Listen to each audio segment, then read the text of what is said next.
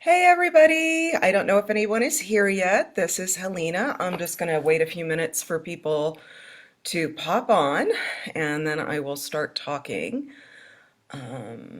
And I'm here to keep you company Yeah, in the and Jody comments. is here. Jody's going to help me out today with if you have any questions, please put them in the comments and she is going to actually, I'm going to put that in there right now. I see one is watching. That's probably you.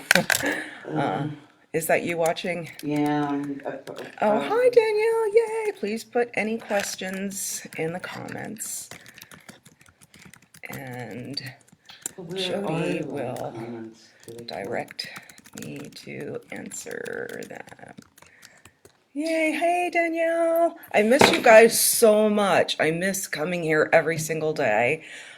And I miss seeing humans and I'm really happy to be here. I'm going to give a few minutes to see if anybody else pops in. Which hopefully they will. So Danielle, where do the comments come up at? they They come must up come on up the at the live, on the yeah live side. yeah, if you go on it live, you should be able to I'm going to walk away from the screen for a second, so please excuse me and show Jody where. Okay, so where is the live? So Can we both? I don't know if we can both be live at the same. Well, no, because no, you everybody can has people watch help. it. You can watch it. So why is Oh yeah, I'm not watching. right? Yeah, you got to watch it. So Are you there it listening to is. this comedy here? I'm So not here, watching it. oh wait, it's live now. So Oh somehow God. that's, I don't know why it's not. But that's basically it. And then you should be able to see any comments Right, popping that's up. three comments right Oh there. yeah. Oh, there's, I well, don't one of come them up is, for two me. of them are Danielle's, one of them is mine. Okay, but I can't Okay. see them. I don't know what to tell you. If anyone has any idea of how to, what Jody's looking at, she's watching from her phone, and all she has is a black screen. So And if an arrow. anybody is able to help, it's really weird watching my mouth move while I talk. If I can change Okay, back to there's four myself people. somehow. Maybe Okay, four people are here. maybe I need to get off this page and go Oh, to my that, I bet page. that's what it Oh wait, is. now you're Okay, there. oh, I am there. Okay, yay. All right, well, we have four people, and it's four. Oh, you may want to turn your sound down, turn your volume down. So I'm going to start talking. I'm Helena from Celestial Portal, and I welcome you all to my little tarot class. I don't know how many people are here that have already met me, so I'll just introduce myself. I'm Helena Dominic. I am an artist and also a tarot reader and a tarot artist. I've created a tarot deck and I'm also an art historian. So I have a lot of different things that I'm interested in, but I'm going to actually take off this bracelet because it's clonking a lot. I've been reading tarot since like 1980 something. I'm not going to tell you when. Very, very long time. And I'm going to share today some tips and tricks. So I really thank you all for joining here, and please be patient as we go through this process. If you have any questions while I am talking, Jody is going to be monitoring the comment section for me and letting me know when we have questions. So, and I will probably pause at certain points to answer all the questions at once. So, earlier this week, I put up a video about the history of tarot, and I talked a little bit about what tarot is. So I'm going to do that again just for a moment, just because it's part and parcel of getting into the tips and tricks of tarot. So what is a tarot deck? Well, a tarot deck is generally composed of 78 different cards, and 22 of those cards are the what are known as the major arcana, and they are numbered. You'll notice they generally have, well, there's a Roman numeral 0 because or not Roman, Arabic numeral 0, and then Roman numbers on the tops of the rest of the cards because the Romans did not have 0. And basically, these cards are meant to represent the big potatoes of life, big things going on in people's lives. and also can represent archetypes, big moments. If you get a lot of these cards in a reading, then the person that you're reading for is going through a fairly significant moment in their lives. So that's one thing. And then the rest of the cards are the suited cards, and they are numbered ace through 10. And then we have the court cards, the page, the knight, the queen, the king, or in some decks, it's the prince, princess, knight, and queen. So it kind of depends on the deck, and I can kind of go a little bit into more detail at another time about why that is. There is a reason for that, why some decks are different from others, but we don't want to get too far of our ahead of ourselves today. So the minor arcana also have suits. There are 4 suits in the minor arcana. The minor arcana generally represent, day-to-day life, things that you're going through. It doesn't mean that they're any less significant than the major arcana cards, but they are a part and parcel of it.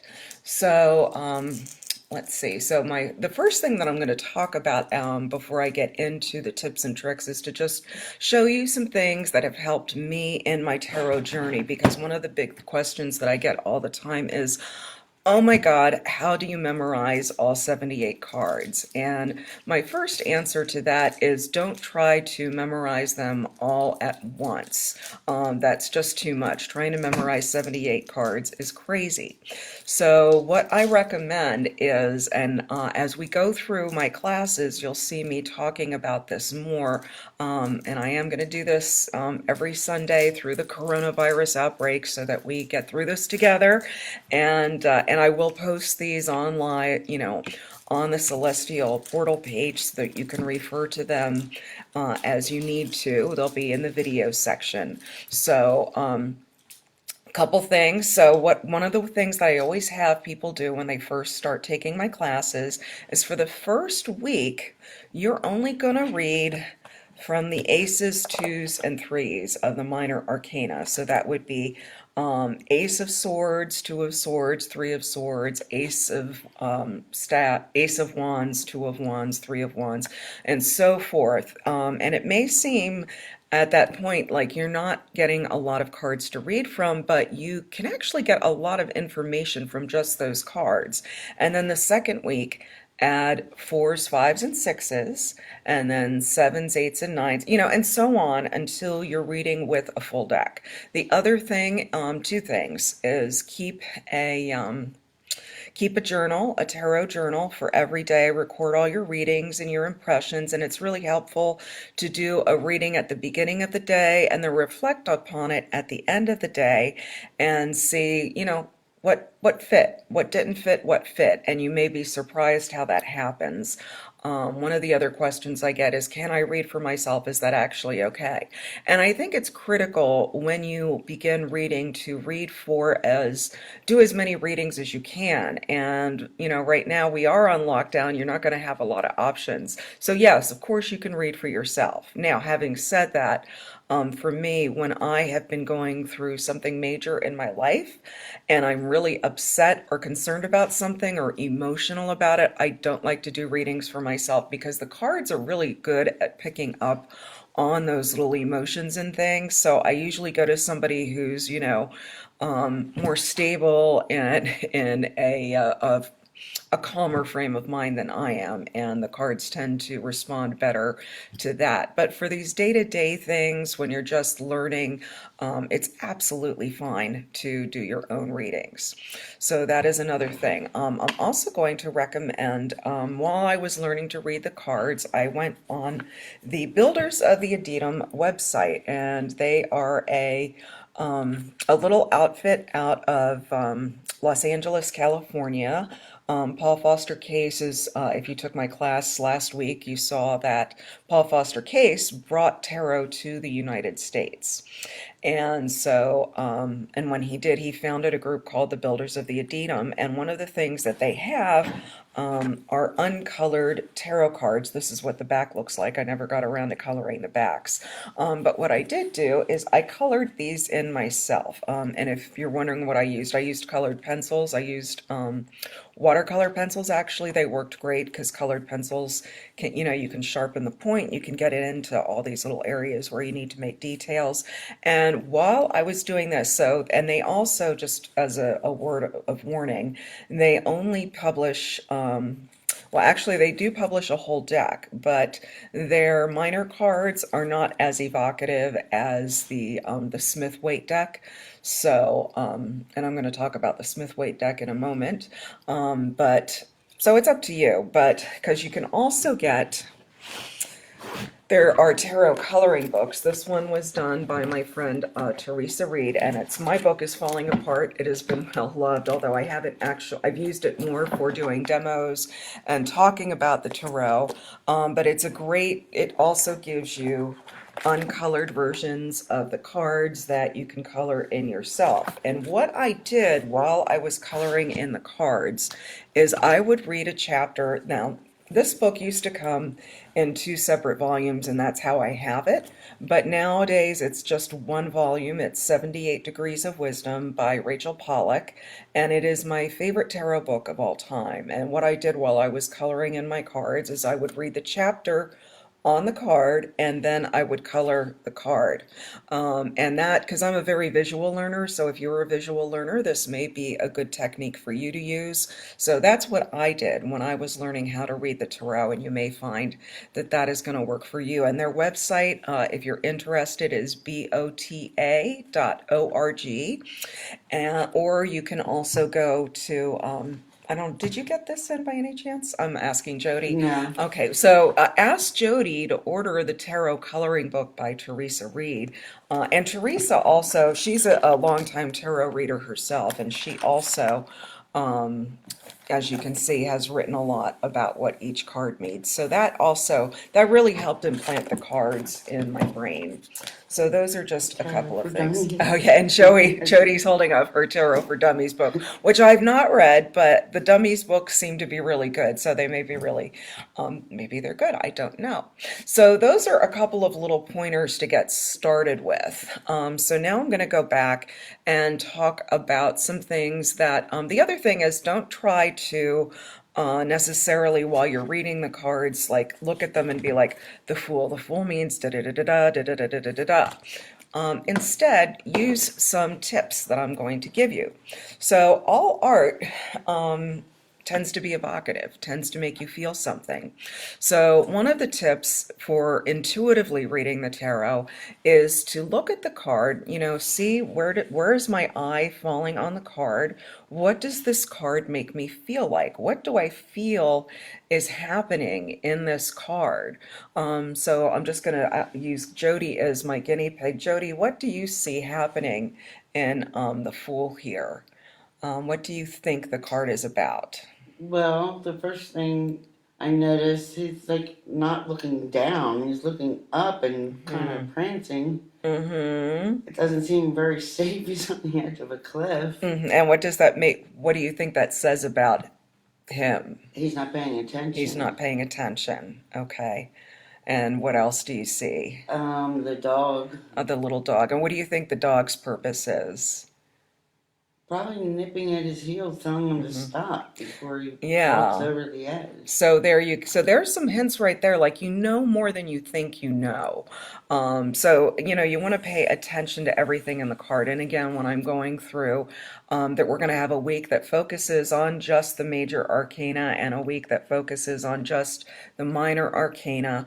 But today I'm going to get you started so that when you're doing your 3-card-a-day readings, you have something to kind of go on and think about, and not maybe be so dependent on the books. And that's always the thing. People are like, oh, I love to read, but I'm so dependent on the book all the time. And you want to of course, if you want to be a proficient reader, you don't always want to be glancing at your book. So reading intuitively and letting the pictures tell you the story is a very good way of learning how to read the cards. I don't do the tarot, but I read The Fool's Journey. I mean, I know a little bit about Yeah.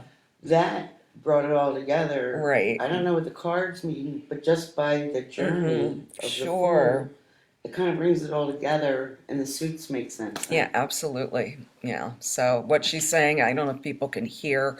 Um, can people hear Jody when she speaks? Just give me a yay or a nay in the comments, because I don't want to be repeating everything.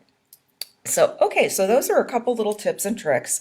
Now, the next thing I'm going to talk about is numbers. Numbers are really important in the tarot. Numbers kind of mean everything. So, starting with 0 in the Fool. And, oh, you know what? Before I get into that, I just was looking at these two decks. So, one of the things that this week it doesn't matter so much if you don't have the Smith Waite deck, as I like to call it, because I'm going to be talking about tarot in more general terms. But as we go on, the deck that I tend to teach with is known. It's known frequently as the Rider-Waite deck. Nowadays, it's become more fashionable and acceptable to call it the Smith Rider-Waite deck or just the Smith-Waite deck. And the reason for that is Pamela Coleman Smith was the woman who illustrated this deck. This is the A.E. Waite deck, and this deck, what she did that was unique from anybody who had ever created a tarot before is she made the minor arcana as evocative as the major arcana. In the past, if you had an image of the Ace of Pentacles and say the Two of Pentacles, you would have just a picture of one pentacle and a picture of two pentacles. And now she's giving you an image to interpret that, goes with the meaning of the card, and that can give you a lot of little psychic clues as to what is going on in a person's life. So it's very useful in that way. And what happened with that is Pamela Coleman Smith revolutionized tarot. So nowadays we have a variety of decks that look a lot like her decks. So a lot of modern decks are all based on the imagery of that. So like this is the first deck that I actually ever learned to read on was the Morgan Greer Tarot. And the images on this card or on this deck tend to be kind of in a bit more close up than the Rider-Waite. Like here, the Fool, you can see he is much more closer to the viewer. Here is their Ace of Cups, and here is their High Priestess. But what the other thing that's going on is this imagery does not deviate too much from what Pamela Coleman Smith did. So it's a really good deck to start with if you aren't, if the Smith Waite deck is not your thing. Also, another deck that I like to use a lot is also because it's small and my hands are tiny, so I like small decks. This is the Hanson Roberts Tarot, and it's got kind of a fairy tale feel to it, but again, the imagery does not depart too much from the Smith Waite Tarot. And then finally, one more deck that I would recommend if you're interested in my class is the Robin Wood Tarot. Robin Wood is an artist and illustrator and writer, and her images are also very much like, the imagery that you see on the Smith Waite deck, but they don't, again, it's her style, it's her artistic style, but they don't deviate too much from the Smith Waite deck. And we have those. Oh, I got yes. them for your class. I had Okay. mostly the Rider Thwaite, the original, but I have right. the other ones you mentioned Okay. also. So Jody just said that she also has the other decks that in stock, so you can and definitely, then the one you want for your class. yeah, and the Smith Waite deck as well. So if they message us, we'll run it out to the car. Yes, so you can buy things still from Celestial Portal. We are closed because of the coronavirus, but we will do curbside pickup if you message us. So if you need any of these decks, please let Jody know. Send a message to the store, and we are glad to help out. Have there been any questions so far? I don't see anything. Okay, cool. All right, Mhm. so I do not, but Okay. there is always a lag, I have noticed. So, all right, so also care and feeding of your cards. Couple things. So one of the greatest misnomers about tarot cards is that you cannot buy your own deck. And I was very surprised when I was working briefly at Borders Books and Music years and years ago, when I went to work for them and they had all of their tarot decks locked up behind a case. And I was like, why is that? And they were like, well, because there's this thing where you can't buy your own tarot decks and people were stealing them. And I was like, I guess they never heard of karma or something like that, or weren't creative enough to think, wow, well, I could go to the store with a friend and, I could buy my friend a deck and they could buy me a deck and then we'll switch and whatever. But you can buy your own decks. Yeah, please do not steal decks. Not good karma, not a good thing. So there's that. And then also, as I said, care and feeding. So once you get your deck, what do you do with it? A lot of people talk about getting it energized to you. You can take a deck out of the box and start reading with it immediately. I mean, there's no reason not to. Decks, and that's the other thing about tarot. They're not scary. It's ink on paper. It's not like it's this big mysterious thing. They're not tablets that are carved in stone. But if you want to get them energized to your own vibe, one thing that people like to do is sleep with them under their pillow for 3 nights. You can do that. I often just throw them in my purse that I carry with me everywhere because my purse is always going to be, attached to me. It just always is. So again, your mileage may vary. And then people talk about, you'll hear, oh, you can only keep them wrapped in a fabric that is made of a natural material, and you can only do this or you can only do that. Wrap them in whatever you think is going to protect them. Wrap them in whatever you think is going to keep them safe. I like using all kinds of bags. I've also, if you are an Ipsy subscriber, Ipsy sends you a little makeup bag every month. I have more of these than I know what to do with, so sometimes I use them for my tarot decks. And then there's also people that actually, you can go on, say, Etsy and sites like that, and they make decks. This was actually, there's a tarot conference I go to every April called the Reader Studio, which is an awesome, awesome conference. Unfortunately, it is postponed this year until next year because of the coronavirus. And also, please say prayers for Wald Amberstone. He is one of the founders of the Reader Studio, and he's really sick with the coronavirus right now. It's really sad. So if you light a candle, that would just be really awesome. But anyway, I bought, this says Reader Studio 2009. I got this from them one year. They make, their own kinds of bags as well. I got this from another vendor that was there one year. It has like a cute little thing on it, and it's got a little extra space in it. So you can really put your cards in anything. The idea is you want to protect them and keep them safe.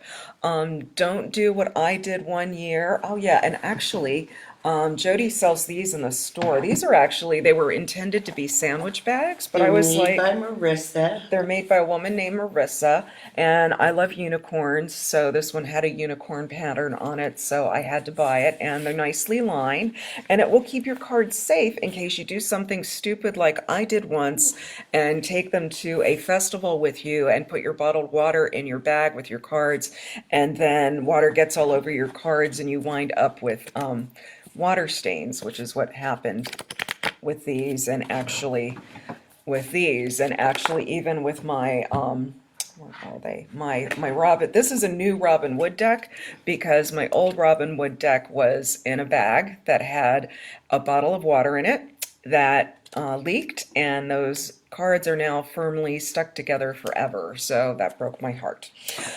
Anyhow, so be careful with your cards. Be gentle with them. That would be my first. I just went through thing. these because it's new, and I touched every single one and wrapped on it 3 times Okay. over. Okay. I don't know if that's true. but Sure, you that's can what- totally do that. Yeah. And as far as cleansing your cards go, some people are like, what if I do a reading for like somebody really creepy and I need to cleanse my cards after? Well, first of all, just a hint, you don't have to read for anyone you don't want to, okay? You can say no. But let's say for some reasons you start reading for somebody and then you get a bad vibe. So you don't have to, first of all, don't soak them in salt water. Again, that water thing. But also you can do, if you know Reiki, you can Reiki your cards. You can do that Shoku Rei symbol and, cleanse your cards that way. Some people also just shuffle them, knock on them 3 times. I do that actually in between readings. If I have a lot of readings coming at once, that's another way of clearing your cards so that, they are clear. All right, so now let me get into some brass tacks about, I started to talk about numbers and went into some other things. So we start with the number 0, and really 0, the only 0 in the deck is the Fool, but it's a pretty important 0. And 0 is like the egg. Here he is on the Paul Foster Case deck, and here he is on the Smith-Waite deck. And the 0 is like an egg. It is all possibilities. Everything exists within that egg. It is like birth. It's something new. And you can see the Fool. He's called the Fool because he's not looking where he's going. He's going on a new adventure. This is the card that you get whenever something brand new is happening. He's also a risk taker, and sometimes the Fool wins. Sometimes the Fool doesn't fall off the cliff, he flies. So that's another way of looking at this card, but it's like absolute beginning and absolute potential. And technically this is the only 0 in the deck, although I will show you on the World card. The World card is numbered 21, but as you can see, she is enclosed in an oval, and that is a lot like a 0. So it's kind of like the Fool has come to a new level on his journey with the world. So, and we'll talk about, what all this imagery that you see on here later when we get into our week on the major cards, which that may be next week. I'm not sure. I think it is. So we will talk about that later. There's a lot of meaning. So 0.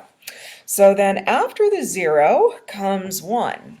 And 1 is, so this is possibility. 1 is a new start, a new beginning. And 1 is also, this is the Magician.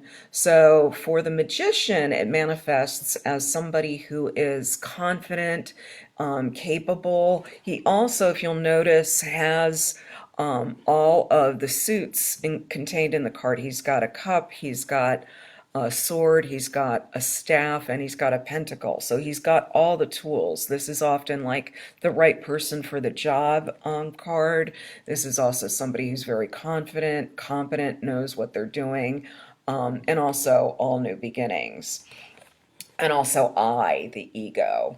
Whereas with aces, aces are considered to be 1s. So let's just look at all of our aces for a moment. Where's my ace of pentacles? What did I do with it? There it is. Okay.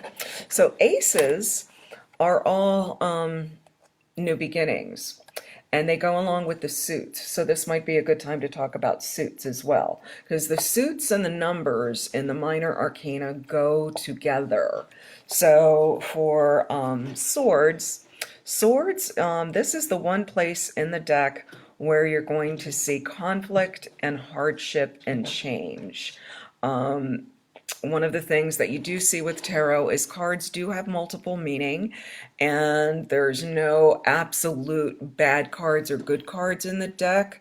But you are going to see the most conflict in the swords cards. They're double-edged, These are also the cards of thinking, thought, or the lack thereof. They are order versus chaos. So the swords are trying to bring order, and sometimes they can't, and the cards are going to reflect that. So just keep that in mind.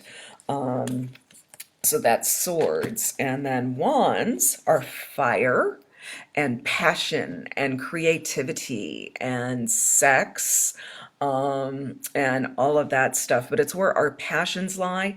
I often see wands and pentacles as kind of being linked because pentacles are where our money is. They're the material world, material well-being or lack thereof. And wands are frequently our vocations and our passions. Sometimes, if we're lucky, our passion and vocation can be linked to how we make money. Sometimes not, so they're kind of two separate things in the deck. And also there's other applications, as I said, that can be also sexual energy as well with wands. Wands tend to be fiery. They do not like to be still. One of the things that you see with fire is sometimes they stir stuff up because they don't like being still. And the higher the number you go in the wands, the less comfortable they are. These are people that often, maybe they rise to the top, but they find they're limited by being at the top and they don't like that. So, but we'll see this as we go through the course of the deck. So that's wands, fire and creativity. With cups, cups are our relationships. Cups are joy, they're beauty. They can also show where there are difficulties in relationships. They're water, so they're also about the intuition and the psychic realm often. And again, when we go into the specific cards themselves, I'll talk more about what the imagery is on those. But for now, that's what you need to know for cups. They are mostly relationships, how we relate to each other, and so forth. And like I said, pentacles can be about money, but they're also about material resources or the lack thereof. And one of the things, people sometimes give money a bad rap because, there's a poverty way of thinking of it somehow noble to be poor. But the Pentacles remind us that when, if you don't have your material needs met, if you're wondering where your next meal is coming from, if you are, not able to support yourself, you can't really enjoy the magical side of life very much. So in that regard, they're the most magical of all the suits in the deck. So those are the aces. So that's the number one. Number two in tarot is about pairs. It's about duality. It can be about couples, and it can be about choices, can be about twins, can be about decisions. And again, there's here's an example of a swords card looking really tough. And again, I don't want to get too deep into it, but like this is one of those cards where like she's not being held there against her will. She could put the swords down and take off her blindfold and see what's going on. And so this is another reminder with the Suit of Swords that when things feel really rough, it's when we need our minds the most. So there's a couple of swords cards that are like that. So that's the two. And it plays out in different ways for the different suits. But again, we'll get into that in more depth. I know I've already been talking for half an hour. I can't believe it. Wow. Are there any questions so far? Anybody? I think people have been coming in and coming out of our live broadcast. So. Yeah, I'm not seeing any Yeah. questions. Well, if you watch this later, if you're catching this later and you have questions, please do put them in the comments. I will come back and take a look. Or you can always message me, Helena. Helena Dominic Art is who I am on Facebook if you have questions about anything, because I'll be glad to answer them and I might miss them on the page. So those are twos. Threes are harmony and loveliness, and except here, except in swords. And this is a card that people frequently do not like to see because, well, it is kind of what it looks like. Again, this is that evocativeness that Pamela Coleman Smith brought to the cards. It's, you're looking at. This is actually in some cases called the Lord of Sorrow, but it's about past sorrow. Again, if you look at the imagery, there's no blood coming off the swords. This is frequently about, you've been through a rough time, but you can pull those swords out now, without causing any damage and heal yourself. So that's really what the Three of Swords is all about. And then the three plays out in different ways for other things too. Like for the Empress, it genuinely is about harmony and beauty and also love. You see, there's Venus on here. Venus is associated with the Empress and with the number three. So it's harmony, it's looking for beauty. A lot of times, people who get the Empress are people who somehow work with beauty. So it could be a hairdresser, could be an esthetician, could be an artist or an architect or an interior designer, all those sorts of things. And she's also very, very verdant and fertile. There's all kinds of wheat and growing things all around her. So three is a lovely, lovely card. And then the number four is the next number in tarot. And the four is a little bit different. So this is also, the three is kind of like our cosmic mother. The four is our cosmic father. So four is also about stability. It is a square. If I could like have little dotted lines go with my finger to make a square, I would. But the four is about stability. It's about solidity.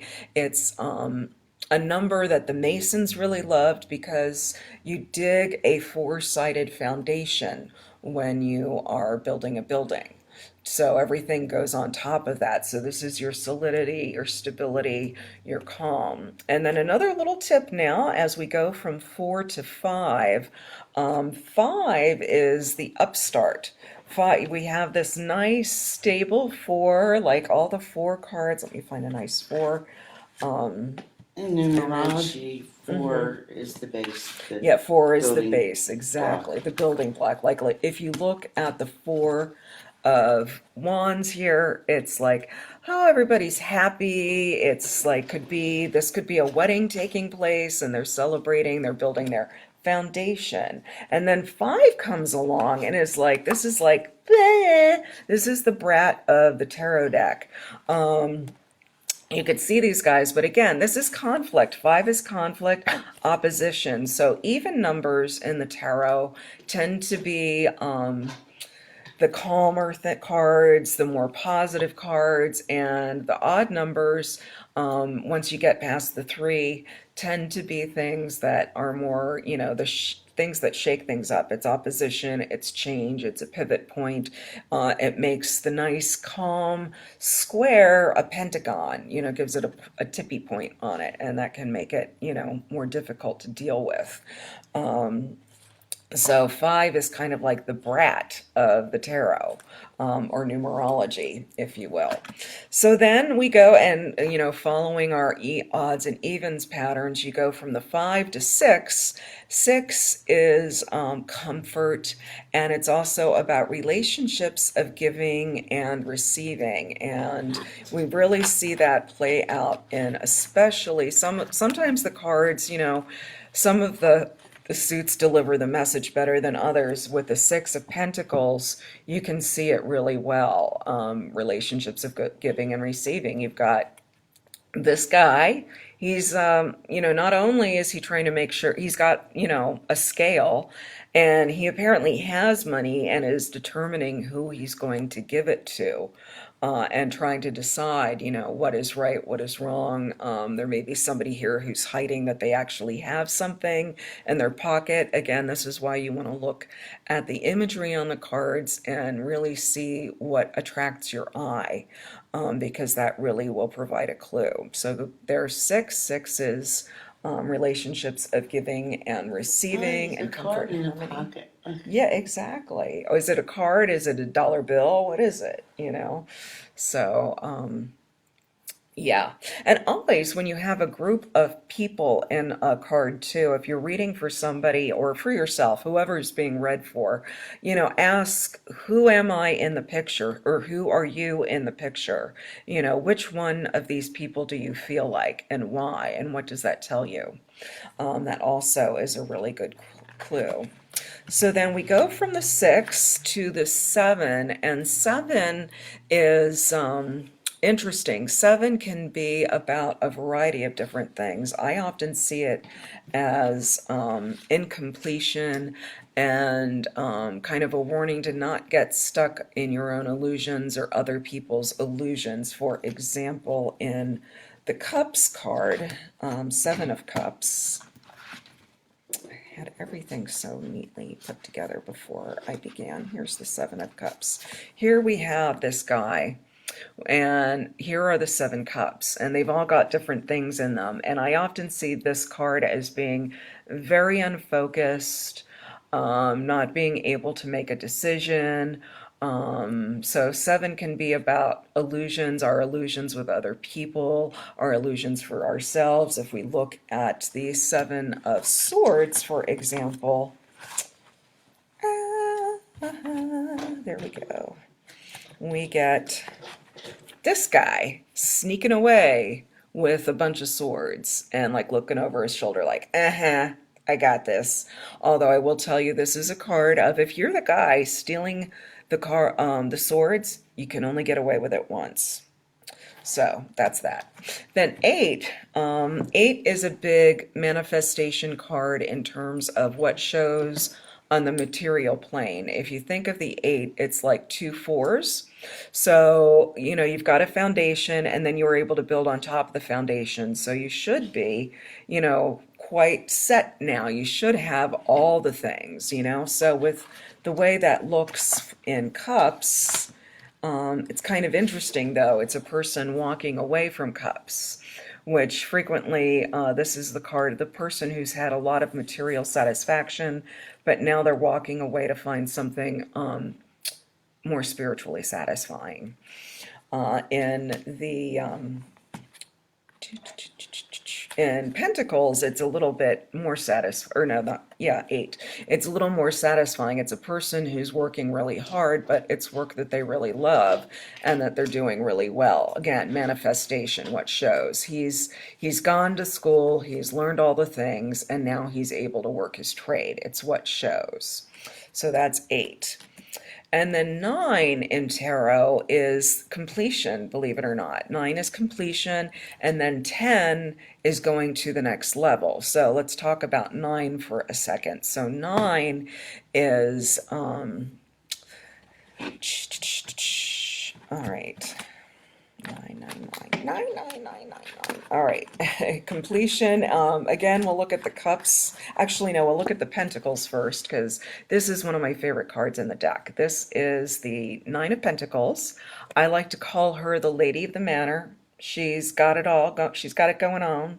She's cultivated her home. She's got her beauty. She's got a falcon even, and everything around her. It's like she could be in maybe she's got a winery. There's a lot of grape leaves and grapes in there, but it's really like, yeah, I've accomplished all this, and now I'm the Lady of the Manor. And she's a lot like the Queen, actually. And I'll talk about court cards in a second, because court cards do have numbers, but they don't play out exactly the same because it's on a new level.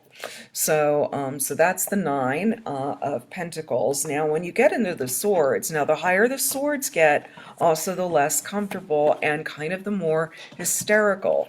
The Nine of Swords is this guy waking up from a nightmare. This is the nightmare card. This is the excessive worry card. It's like when you're worried so much that you're kind of like not seeing what kind of resources you have around you. You're not seeing what you have. Also, none of these swords are sticking in this person yet. So, it may be that it's a lot of worry for nothing. This is really a big message to get out of your own head. And as I mentioned with the Wands cards, the higher they go, the less comfortable they become. So when we look at the Nine of Wands, we've got this guy who, his head's kind of bandaged up a little bit. He looks like he's been through a battle.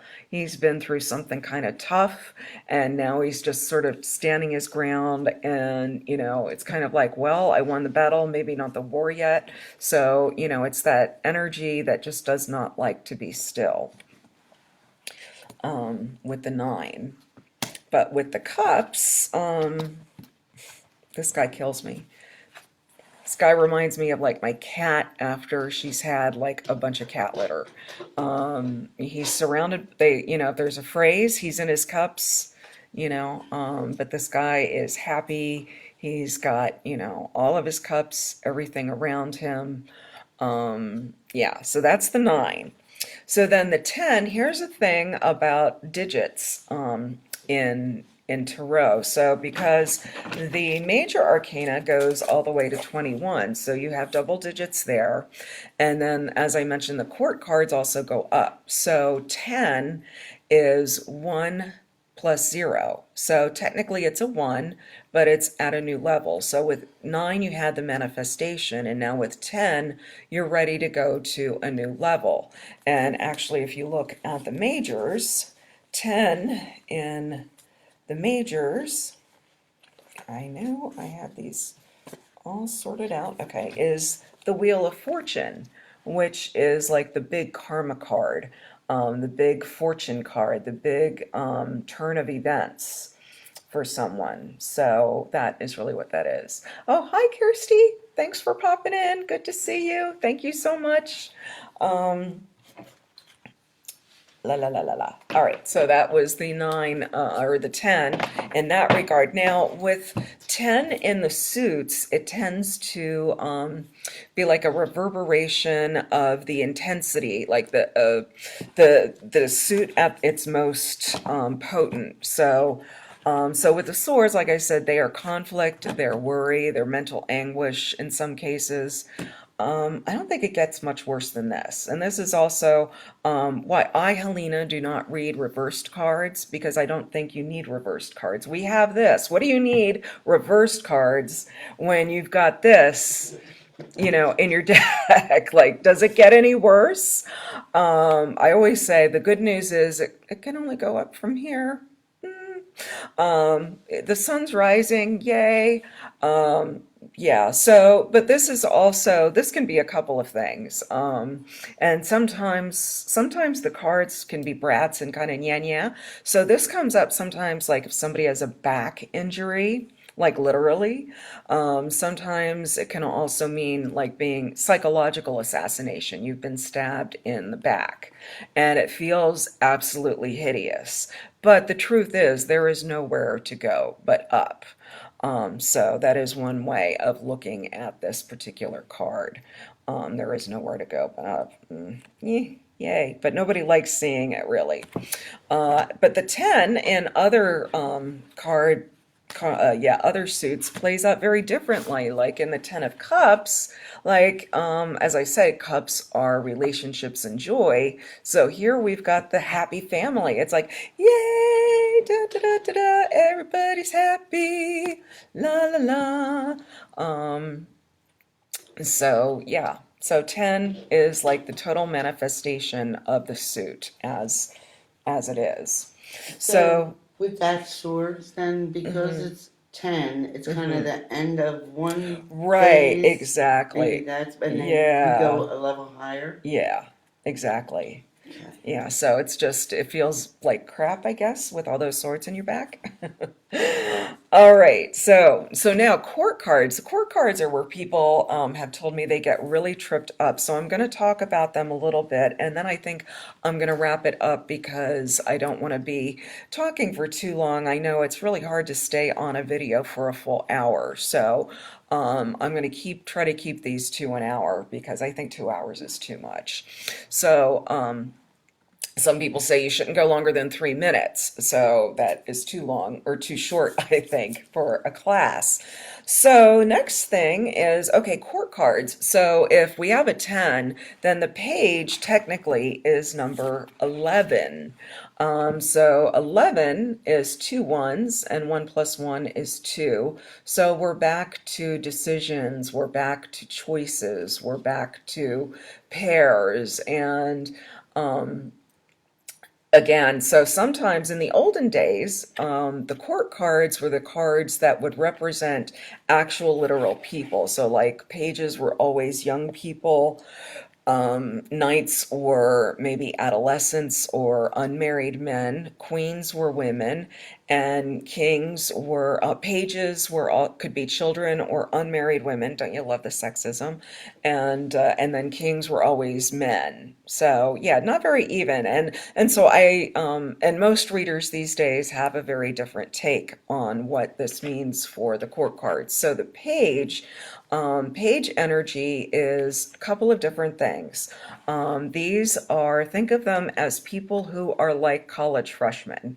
You know, they have a topic maybe that they're interested in or an area that they're beginning in, but they really don't know anything. Sometimes they think they know everything, like the Page of Swords in particular, because swords, intellect, also words. So this is kind of like Mark Twain's quote always springs to mind for me with this card. There is no one crueler than a 14-year-old girl. This is somebody who has a sharp tongue and can be kind of rough on people. That would be the Page of Swords. I'm not going to get into each one individually because, again, we'll be doing this separately, but this is a good way, just kind of a good example of how page energy can play out. Some people also see the pages as messages in the realm of whatever the suit is. So this could be a message in the realm of intellect, thoughts, conflict, that kind of thing. So number 11 or number 2. And then knights, interesting about knights, and I am going to pull out each of the knight cards because I want you to notice, let me see, there's one knight.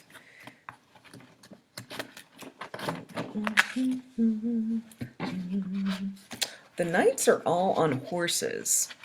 And what that tells us about knights is that they don't move themselves. They are, Aleister Crowley, at whatever you think of him, he said, knights are carried by divine energy, this way and that.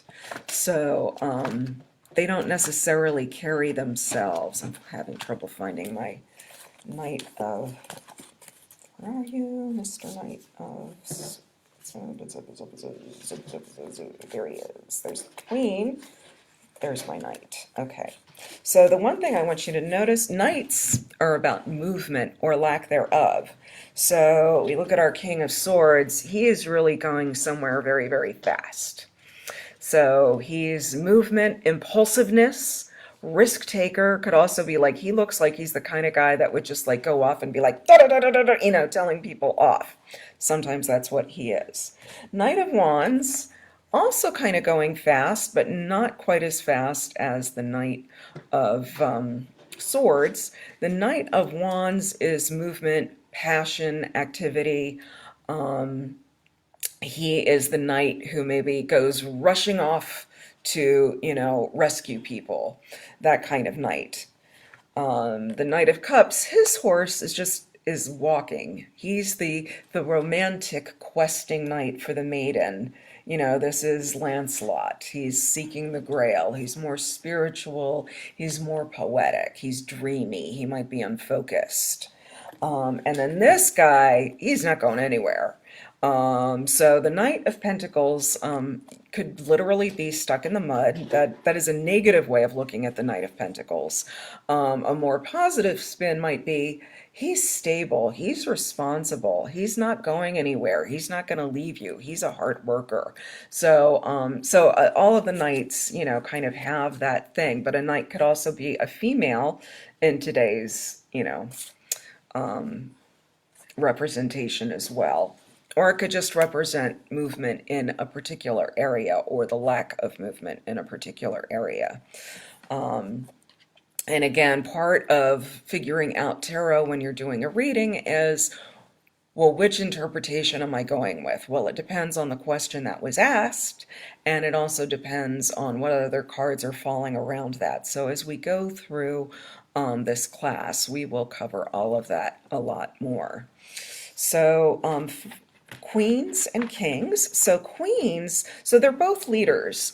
Queens tend to be more receptive. Queens tend to be, come to me. And in fact, the Queen of Swords is actually beckoning you to come to her, but they all sit in different ways. They're all, they all express themselves very, very differently and mean very different things. But they do represent leadership, but leadership that, again, is someone that you would go to. Some people might say they're passive. She's kind of frowning. Which for one? The sword. Yeah, so the queen in the olden days, the interpretation for the Queen of Swords was a woman who was a widow. So that's kind of interesting. So nowadays, I often see this as, again, if you look at the bird in the background and there's all these clouds and butterflies, and the imagery on the card, she's a couple of different things. This is somebody who has come to wisdom through sadness.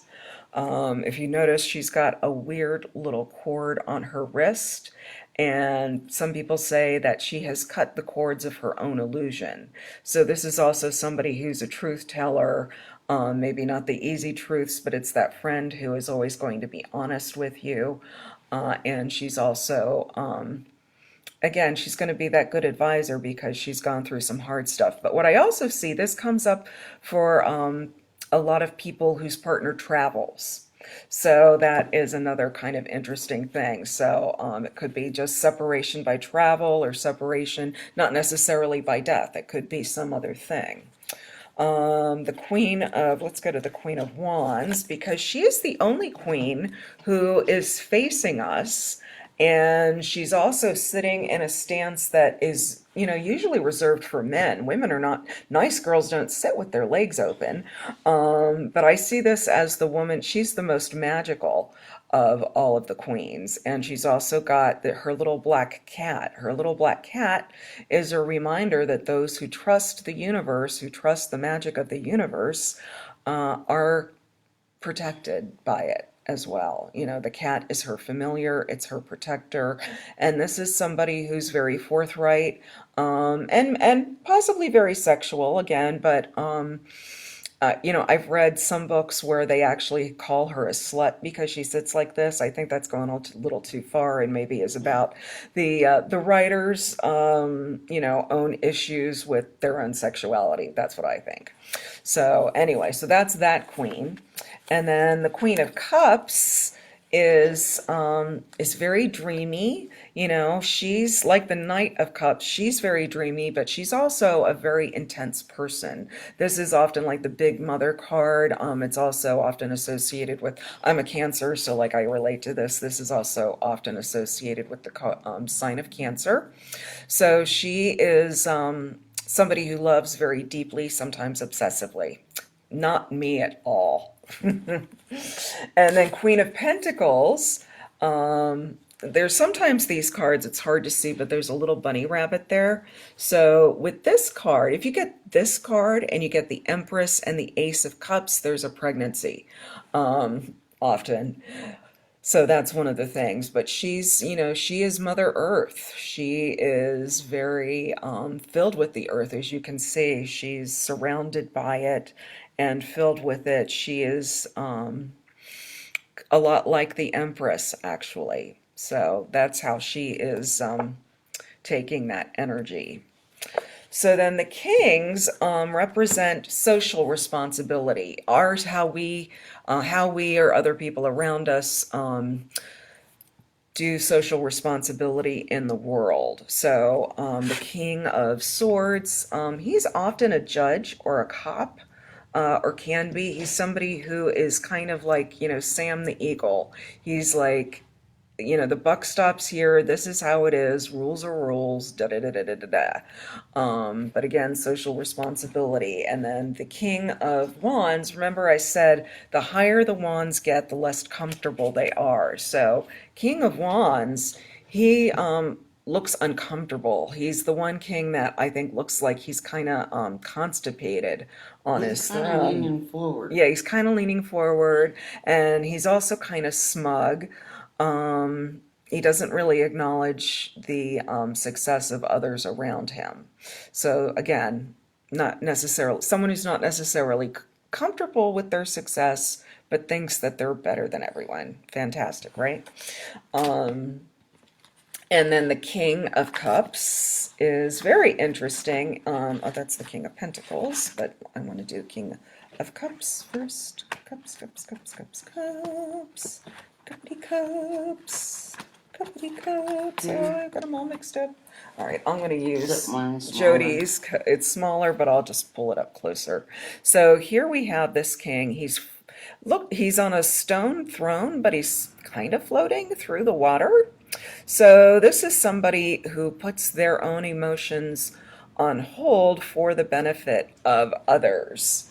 So that's how his social responsibility manifests. And then the King of Pentacles is probably my favorite king because it's good to be the king. He actually likes being king. He's so into his throne that he's like grown into it. All the vine leaves and everything are just completely all around him, and he's like totally into it. But somebody who loves life, who is generous, and that's how they're expressing their social responsibility. So it has been an hour. So I am gonna stop and wait for a moment and see if anybody has any questions at this point. And then, can you repeat the homework? Because I didn't write it down. Did I have homework? Did I give homework? Yes, Oh, you're yes, I did. supposed I to did. do Yes, I that. did. You Okay, take so the homework. okay, I will do the homework in just a moment. Well, we'll see if we got any questions. As I do, feel free to ask questions. But my assignment to you. So since I haven't really gotten into the meaning of the cards yet, what I want you to do every day is pick one card in the morning and write it down. And write down any impressions that you have of the card. It doesn't matter if you really know what it means or not. Just give your general impressions. Look at the card every day and write it down. And then at the end of the day, take a look at it again and see how things played out. And just do that for the next week or so. And next week, we will actually start talking about the major arcana and the imagery on those cards. And then you can start doing readings with those. Do we So, read the book to see what it means, or don't do that? Jody asked, should you read the book to see what it means? I would say in the beginning of the day, don't read what it means.